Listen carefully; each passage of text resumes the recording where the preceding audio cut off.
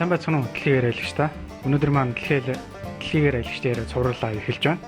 Тэг өнөөдөр маань зочноор баяр оролцож байна. Тэг өнөөдрийн маань ярих сэдв маань бол жуулчны мэдээллийн төв гэж юу юм бэ? Тэг баяагчаас энэ өөрөх нь эмнэлгийн үзэл бодол тэгээд туршлага яг аль өнцгөөс нь харж байгаа тий. Тэр талаар хэлцэн. Та өөрийгөө товч танилцуулахгүй. За намайг Буян Бадрах гэдэг. Би энэ одоо Mongolian Guide Tour компаниг байгуулад одоо 11 жил болж байна. Анх бол аяллаа хөтөж байлаа. Тэгээд аяллаа хөтөжийг явж байхдаа л одоо энэ айжурт бол одоо дурлаж орсон гэх юм уу те сонирхлоор энэ бол яг нэг тийм сэтгэл зүрэхтэй хүмүүсийн хийдэг ажил шүү дээ. Ер нь бол айжурсны бизнес гэдэг бол тийм ээ. Тэгээд яг хөө зөвөр эхлээд мэдээллийн төв яагаад байгуулах болсон тийм санаа төрсөн бэ гэдгээсээ те эхэлчихье гэж бодож байна. Анх ингээ гудамжинд ингээд явж исэн чинь ингээ гадныхан ингээд зүгээр жирийн монгол хүмүүсээс асууж байгаа байхгүй юу. Тэгэхэд бол нөгөө хүмүүс нь ингээд бүгд ингээ мөрөө авчаад юм уу те зүгээр л ингээд зайлал ингээд ямар ч туслая гэсэн тийм хүн юм барагтаа бол гарч ирэхгүй. Тэр чинь одоо бараг 8-9 жилийн өмнө шүү дээ. Тийм хэлний чадвартай хүмүүс бараг таарлахгүй ч байсан юм. Эсвэл одоо англи хэл нийтлэг монголчууд маань бас англи хэлийг бас тэр үед те нийтлэг ойлгохгүй шахуу тийм байсан цаг үе болохоор жуулчид бол ингээ годомжинд ингээ асуух гэсэн юм асуугаад мэдээлэл авч чадахгүй байгаа байдалтай л нэлээ олон удаа таарч ирсэн. Тэгэнгүүт ер нь энэ жуулчдад нэг юм тусалдаг нэг ямар нэг мэдээлэл өгдөг те нэг юм төвх хэрэгтэй юм байна гэж бодол анхын төвийг бол байгуулжсан. Одоо ингээд нийтдээ 9 жил болчихлоо. Тий. Одоо нэгд байгуулсан юм одоо буцаагаад ухраагаад ч юм уу болох ямар ч одоо боломжгүй тийм ээ. Одоо тэгэл нэгэн бодлын нэг өнцгөөс ингээ харах юм бол яг нэг тийм улсын хийх ёстой ажлыг хийгээд байгаа юм шиг харагдчихлаа юм л да. Тэгэхээр манайх бол ингээд яг эхлүүрийн цагийн хуваараар ажилладаг. Өглөөс 9 цагаас ахвалаад 29 цаг хүртэл тийм ээ.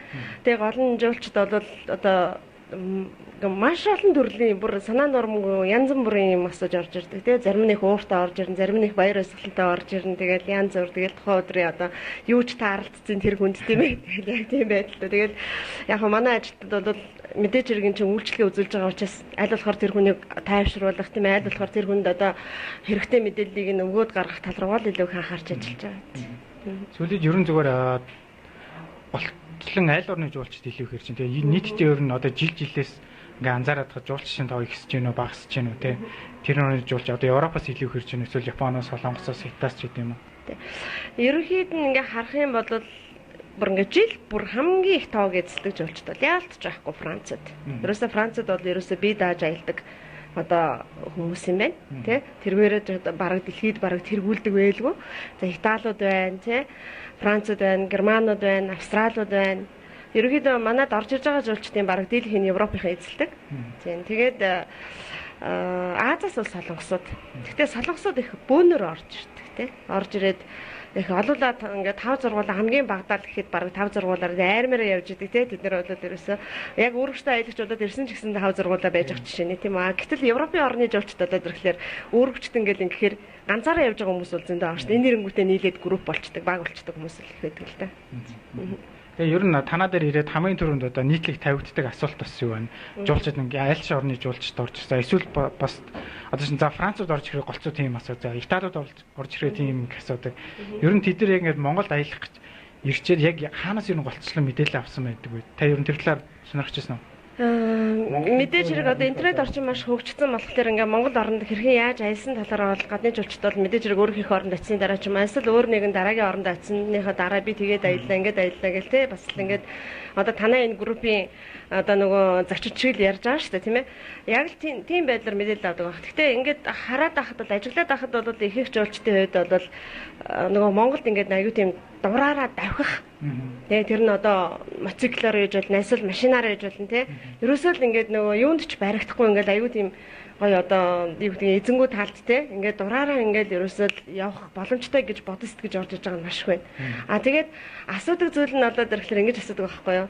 Машин төрөслмөр байна гэдэг байхгүй юу? Гэхдээ тэр машин нь одоо дэрхлэр өөрөө жолоодно гэдэг байхгүй юу? Тэгэхээр манайх чинь машин үйлдвэрлэдэг орон биш. Нэгд те тэгээд дээрэс нь нэг хүн чинь өөрийнхөө үйл хөдлөх хөрөнгийг ингээд заа маа гэдэг нөгөө жуулчинд өгөөд ингээд та наадхыгаа унаад одоо хэд хоног те сайхан Монголын талаар давхаад ир гэж бол хинч тэгж машин өгж гаргахгүй шүү дээ те. Гэтэл яг тэр бол ерөөсөө баг ингээд жилийн жил байнга асуудаг зүйл. Яагаад гэж асуудаг юм бол гэж би бас боддог байхгүй юу. Өөр бусад оронд болоод ирэхлээр тэр одоо машины түрээсүүд бол бас тий хямдхан түрээсүүд бас нэлээд байдаг болтой юм. Гэтэл бидний зүгээс бол юу гэж хэлдэг вэ гэхээр та яг энэ машиных нь дайны одоо тий мөнгийг барьцаанд үлдээхгүй бол нөгөө машины эзэн бол танд машинаа зүгээр өгөө явуулахгүй шүү дээ гэдэг юм ярьдаг. За тэгээд мотоциклийн аялал маш их асуудаг мотоциклийн түрээс.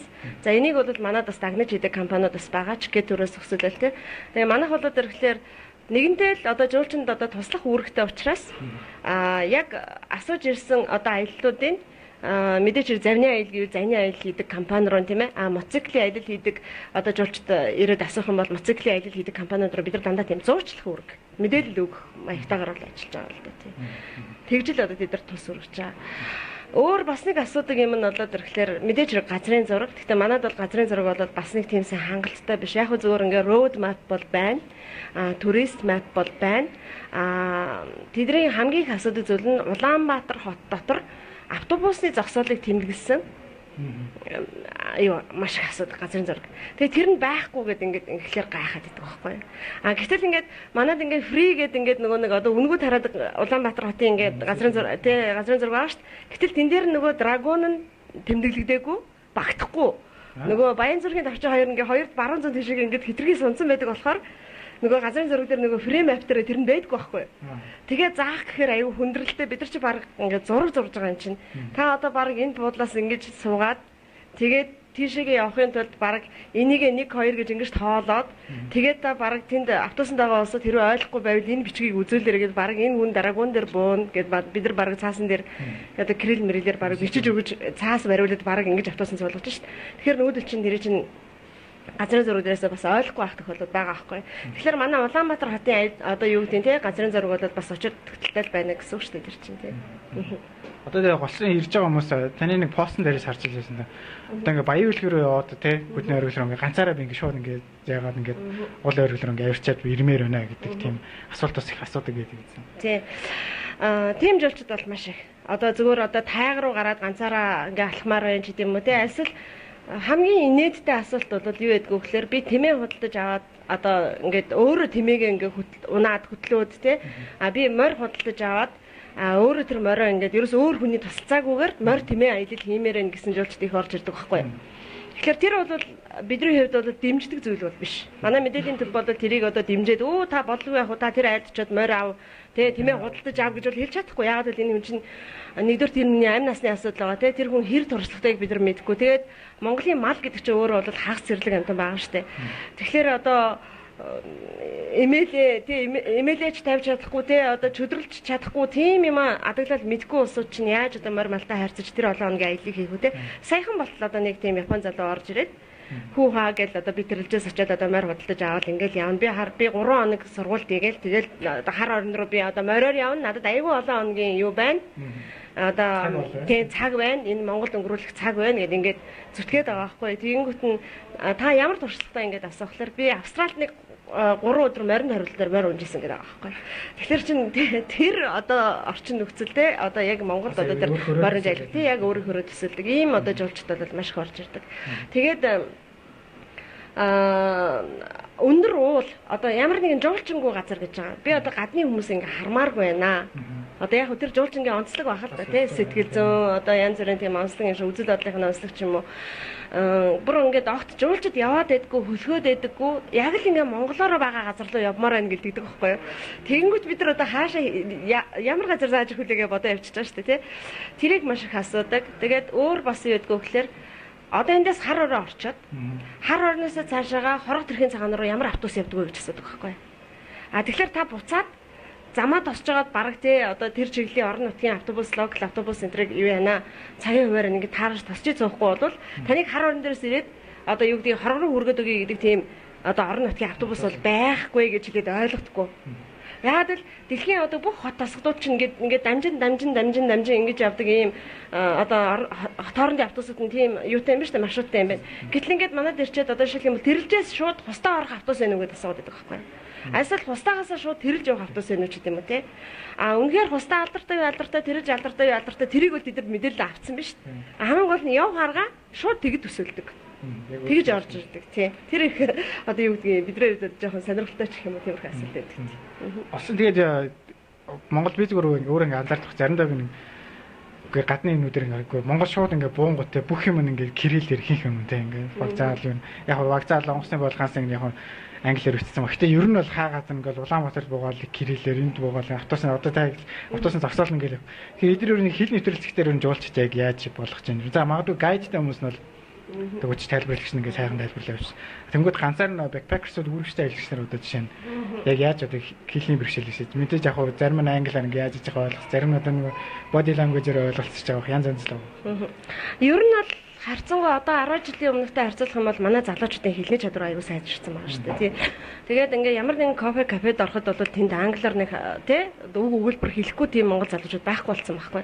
Тэгэхээр жуурчдын хувьд бол одоо бол ямар нэгэн мэдээллийг авах бол нэг тийм хүндрэлтэй биш байх гэж бодож байна. Зүгээр ердийн одоо нөгөө нийтийн автобусны дэрнгээ суугаа явахлаар тэр автобусаар маань их ихтэй ямар хүмүүс өршлөлдөг вэ? Манай ахмадууд энэ төр өршлөж байгаа шүү дээ. Тэр нь дотроос ч юм бол мэдээж хэрэг англиар ярьчих юм бол бас их ховор тий.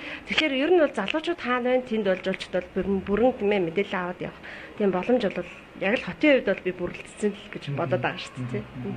Одоо ингээд жуулчтай аюулгүй байдгийн талаар бас асуулт байна. Заримдаа та нэг хэлжсэн ингээд зарим жуулчтай ингээд бид нэг баг цагдаан жуулж игдэг, орчуулагч нь жуулж игдэг, тэг баг илүү тусламжийн хийж өгдөг гэх. Тэгэхээр аюулгүй байдлын тал дээр ямар хөө асуудал гарч ирсэн ингээд та нар яаж хийдэж вэ? Ер нь туршлагаас харахад жуулчид маш их юм алдаж орж ирдэг. Одоо төрөвчөө алга болгочлаа, мөнгө алга болгочлаа, камера тэнд ингээ орчихсан юм шиг байна тий. Уцаа алга болгочлаа ч гэдэм үү. Тийм одоо юм алга болгосон жуулчид бол маш их орж ирдэг.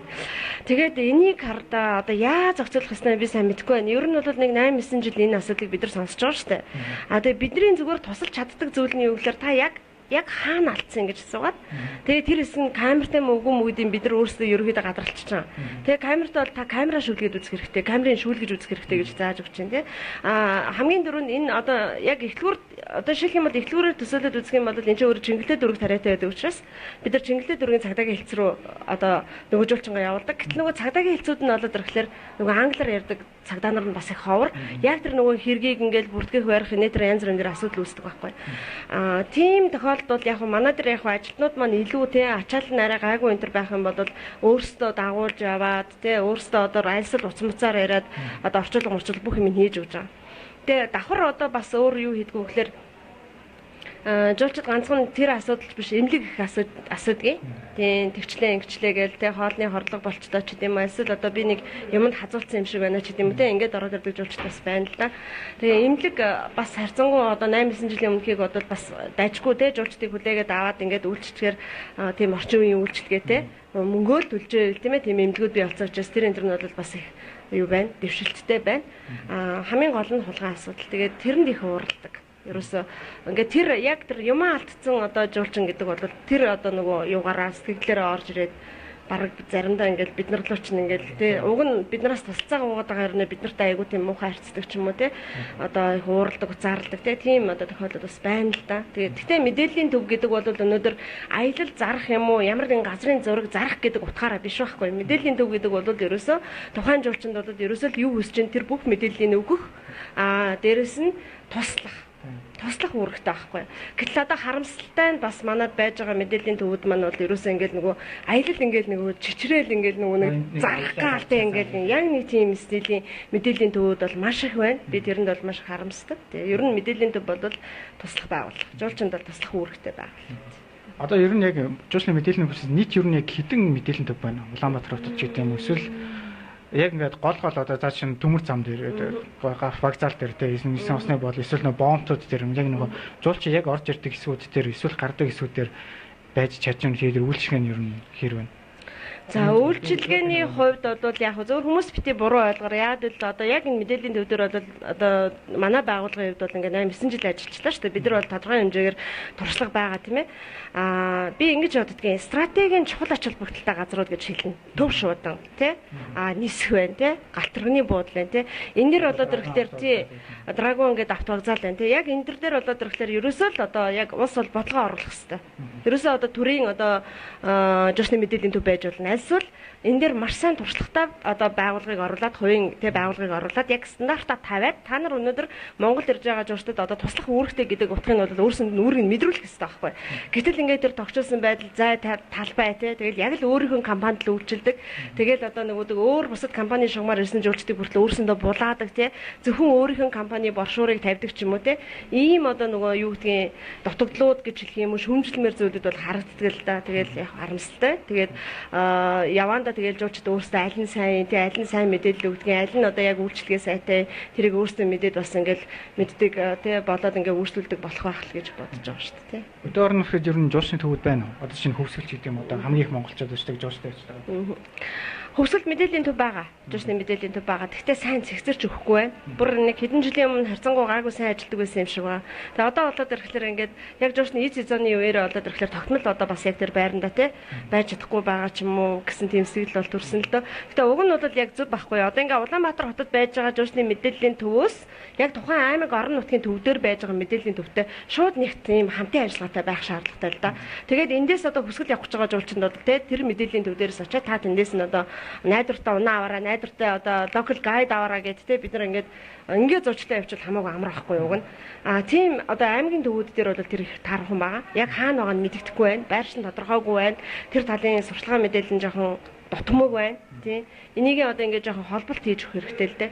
Тийм зохицуултууд бол шаардлагатай байна. Одоо ер нь ингээд жил ирэх тусамаас зургатаар ирд жил болгол бид нэг 101 хэлмээр тэдэн жуулч аавна одоо ингээд жуулчин тагаа тэд болно. Тэгээ яг үндсэндээ бол жилээс жилд ингээд нэг жоохон багасаал энэ жил ер нь яг илт багасна мэдэгч гин үү ер нь яаж байна? Энэ жил бол багассан гэж би бол хэлэхгүй. Нэг 2 3 юм нөлөөсөн. Нөгөө нэг GCI 3500 одоо гаднаас одоо тий зочид ирлээ шүү дээ. Энд чинь өөрөө ингээд мэдээж хэрэг өөрийнхөө оршин суугаа газраас 24 цагаас дээш хугацаагаар одоо шилжилт хөдөлгөөн хийж байгаа хүмүүс ч юм бол аялагч болчихж байгаа шүү. Тийм учраас тэр үнийг бол бид нар одоо жуулчин л гэж хүлээж байгаа шүү дээ. Хэдийгээр ажиллаар ирсэн ч гэсэн. Гэхдээ тэр одоо 3500 GCI гişүүд бол яг харахгүй маш их хэмжээний одоо тий орлогыг маш их хэмжээний одоо гадаад валютыг бол Монголд бол би үлдээсэн гэж бодож байна. Тэр үеэр бол маш их ачаалттай байсан манай мэдээллийн төвийн хувьд хүртэл ингээд янз бүрийн юм асууж орж ирдэг тий бид нар зүгээр ингээд ихлгүүрээс зүгээр нэг одоо ийм шилжүүлэгч ингээд те нэг урцгагч ч юм уу те эсвэл нэг ус буцалгагч ч юм уу худалдаж авах бүр тийм сонирхолтой хүмүүс хүртэл орж ирсэн шүү дээ. Та ус буцалгагчаар яах гэж байгаа гэж асуусан чинь би Японы цайны соёлыг GCI-ийн гишүүдэд үзүүлэх гэж байгаа маа надад хэдэн ус буцалгагч хэрэгтэй байна гэд те. Жишээ нь те ингээд айгүй тийм ганцхан одоо юу гэдэг айгүй юм янз бүрийн юм худалдаж авч басаа нэлээх орлогыг бол тэд нар бол үлдээсэн байгаа. Тэгээд дараа нь скаутинг одоо нөгөө жембри бодлоо шүү дээ тий тэргээр бас маш их одоо гадныхан ирсэн. Тэгэхээр энэ гадаад одоо арга хэмжээний төвлөрсөн арга хэмжээний тий ямар нэгэн одоо олон нийтийн байгууллагын ийм арга хэмжээнүүдийг дагаж болоод маш их одоо жуулчд орж ирж байгаа тий. Энэ өөрөө бол бас их сайн нөлөө гэж бодож байна л да. Тэгээд бас 1 2 жилийн өмнө нөгөө нэг ICB Берлинд оролцсон байж байгаа шүү дээ. Тэрний чинь үр дүн одоо гарах хэвээр. Одоо энэ зунаас ч юм эрх зунаас ч юм илт одоо бидэрт мэддэх хэрэгтэй шүү дээ тийм ээ. Гэхдээ өнгөрсөн жилийнхээс бол харьцангуйгаар бол жуулчин бол бас багасаа өссөн байна. Ямар ч л байсан 17 оны 12 сарын одоо яг дүн ингээ гарахад бол нэг 500 мянга давч хулуу гэж бодоод байгаа шүү дээ тийм. Одоо энэ жуулчны хөдөлгөөний голцоо үе заримс 5-аас 9 сар юм уу тэгээд байдаг. Тэрний бол яг хэр ортой. Тэгээд ер нь өвлийн цагаар за 10 сар 11 сар гэхэд танаад ер нь яг бусад жуулчны бус үйлрэллүүдэд ер нь Монгол танаа төгөр хэрэг одоо жуулчд ирж байна. Ер нь бол өвлж гисэн жуулчд орж ирнэ. Гэхдээ маш цөөхөн мэдээж хэрэг зуныг бол яад ч гүйцэхгүй. Улаанбаатар хотод ажиллаж амьдрахаар ирж байгаа тийм ээ олон улсын байгууллагын хүмүүс бол маш их хэрдэг. Тэд нар маш их мэдээлэл авдаг. Тэгээд бас ажлын шугамаар ирж байгаа хүмүүс зөндөө байгаа шүү дээ. Үл одоо Монгол ингээ бизнес хийдэг альсэл одоо ямар нэгэн хурал зөвлөгөөнтэй янз бүрийн одоо ажиллаар ирж байгаа гадныхан ч болоод ирэхлээр бас наашаа хандна. Яг тэр нэг засар зайгаар тийм монголчуудын идэвхтэй амралтын үе одоо цагаан сар байна тийм тэр бол ингээ Монголд яг байж таардаг. Тэрхээр одоо яах вэ гэсэн тийм одоо хүмүүс ирнэ. Бас элчингүүдээс бас ханддаг тийм ээ. Одоо манай ингээд шугамаар ингээд хүмүүс ирсэн байгаа гэл ингээд хандах тохиолдол байна. Гэхдээ мэдээж хэрэг нь бол цөөхөн. Ер нь бол манай Монголд бол өвлийн ажилчлалыг хөгжүүлэх юм аа ажилчлалын удирдлыг ингээд уртсгах боломж бол байгаа. Бидний сэтгэлгээ өөрчлөгдөхгүй байгаа байхгүй. Яагаад сэтгэлгээ өөрчлөгдөхгүй байна вэ гэхээр ингээд гадаадд байдаг найз нөхдөдийгээ болоод ирэхлээр манад ерөөсө 100 л амрахад аятайхан байдгийг та 100 л эргээл те. Монгол хүн болго өөрөө тэгж дуурж шít. Тэгэхээр өвөл хүйтэн таян дээрээ даарна гэдэг ойлголтыг бол хавтгаадаа бүгд бүгд хийж байна тий. А ямар ч компани аялжиртын компани сайтыг тий одоо нөгөө аяллахын програмыг тавьсан сайтыг ингээ үзэхээр дандаа зуны зураг. Дандаа зуны зураг тий. Тэгэхээр чин хүмүүс ерөөсөө энэ зун л очдөг юм байна гэж ойлгочихж байгаа шүү дээ. А улс өөрөө болоод ирэхлээр тодорхой хэмжээгээр өвлийн аялжиртыг хөгжүүлэхийн тулд одоо энэ журсны баазуудаас шалгаруулад одоо өвл одоо юу гэдэг хар орон дээр гэхэд чинь нэг баазыг бүр ингээд юуг нь өгчих хэрэгтэй байхгүй. Дотор мотроос нь бүр бүрэн чөлөөдөг ч юм уу яадаг чинь тий. Яг нэг баазд ирэхин нөгөөл хөвсгөлд одоо бас яг нэг баазд ирэхин нөгөөл уул зөнгөө ажиллуулах тий. Тэр шигээ одоо ингээд яг бүсэд нэг баазыг тийм үү. Эсвэл одоо Улаанбаатар хотод байж байгаа зочид буудлуудыг болоод ирэхлээр бас төрөөс одоо ингээд бас бодлогоор одоо тий дэмжиж ингээд буудлуудыг хүртэл үнэн мөний нь бол ерөөсөө нэлээд сайн буулгаж өгөх юм бол энэ өвлийн аялжирт бол өөрөө хөгжих боломжтой шүү дээ. Аляскийн хоог руу одоо ингээд жилд 10,000 жуулч очиж гин гэж байгаа байхгүй юу. Тий. Гэтэл тэр жуулч чинь болоод ирэхлээр төлж байгаа мөнгө нь аюу өндөр байгаа байхгүй юу. Гэтэл яг нөгөө өвлийнхэн тэр одоо уур амьсгалын хувьд болоод ирэхлээр Монголтой ерөөсөө ялгаа ерөөсөө байхгүй байгаа. Тэгэхээр энэ одоо хөсгөлийн хүмүүсний баярыг тий харбины хүмүүсний баярын бүр ингээд 100% тэрний дайнд хүргэж чаддгүй мэхэд ядаж тал хувьд нь хүрэхийн төлөө бол хичээж явах хэрэгтэй л доо. Би боддоо штэ төрөөс бол янз бүрийн аялжиртын ивентүүдийг дэмжихтэй ойлгомжтой ерөөсөө хэдэн жил болж байгаа тэмээнийхээ баярыг хөсгөлийн хүмүүсний баярыг тэгээд нөгөө бүргэдийнхээ баярыг тийм ээ энэ гурыг бол зөвхөн хангалттай ерөөсөө бүр ингээд одоо санхүүгээр бол төрөөс бол дэмжиж өгөх хэрэгтэй байхгүй. Тэгжээж л бид нар яг энэ одоо өвлийнхөө тийм ивентүүдээр энэмгээрээ бид нар дайландуулаад дээрээс нь цагаан сараараа тийм бид нар бас жуулчдыг татах бүрэн боломж байгаа. Ер нь бол ингээд үйл болохоор жуулчин ингээд багсдаг, цөөрдөг, энэ байхгүй болдог гэсэн энэ одоо нөгөө сэтгэлгээ яриа энэ бүх юм өөртөөсөө ихлэ засах хэрэгтэй байхгүй энийг. Ер нь ингээд жуулчдыг одоо ингээд телевиз болгонд ингээд 100 болгоо яриад чи наадмаар стадион дээр очиод за манай ор таалагч юм байна гэл нөгөөд мэдээж телевизээр очиод юу гэж муухай байна гэж Монгол үзэсгэлэнтэй сайхан үзэлж чинь Чингисийн юу ингээл тогтмол яг л нэг яг үндсэндээ ингээд та бол яг энэ салбарт ажиллаж байгаа тийм яг эднэр яг юм таалагтаад байна. Юм таалагдахгүй яг ингээд чин сэтгэлээс нь ингээд ярих зүйл сонсоод үзэхээр ерөөсөө манайх чинь жуулчдыг татдаг нэг хоёр юм байдаг шүү дээ. Нэг нь бол ерөөсөө ялч авахгүй түүх. Тэ түүх. Энэ бол ерөөсөө одоо нөгөө жуулчин малгын сонирхолд бол байдаг зүйл байгаа шүү дээ. Нөгөө нэг 13 дугаар зууны үеийн монголчууд одоо ямар байна гэдэг сонирхол тэрэнд бол аюу хөтлөгдөж ирж байгаа.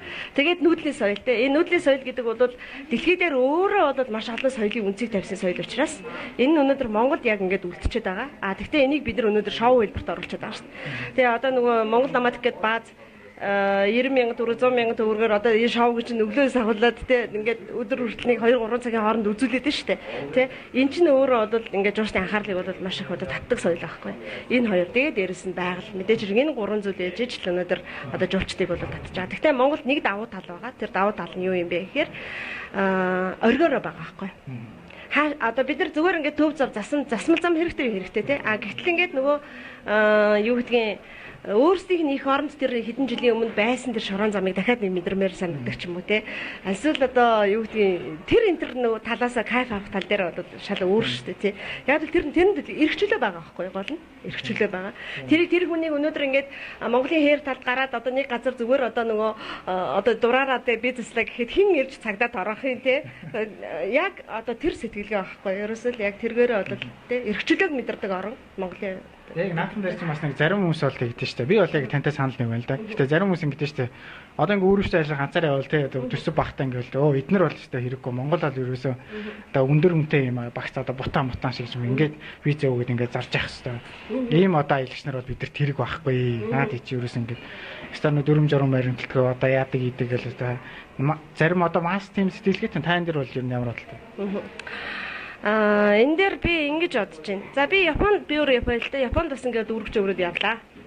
Гэхдээ би ямар ч компаниас аял бодлож аваагүй. Тэгтээ бол ингээд явахдаа бол би алхан тутамдаа мөнгө төлсөн.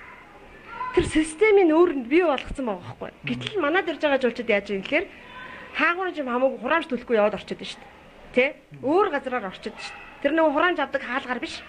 Тэгэхээр энэ өөрөө одоо ер нь системжүүлэх ёстой. Тэгэхээр бид нар өөрсдөө явуулах. Тийм, өөрсдөө л засах ёстой байхгүй. Тэгээ би бодож байгаа гарын авлагыг өөрсдөө бичих ёстой. Бид нар манай төр энэ дээр анхаарал өгөх хэрэгтэй.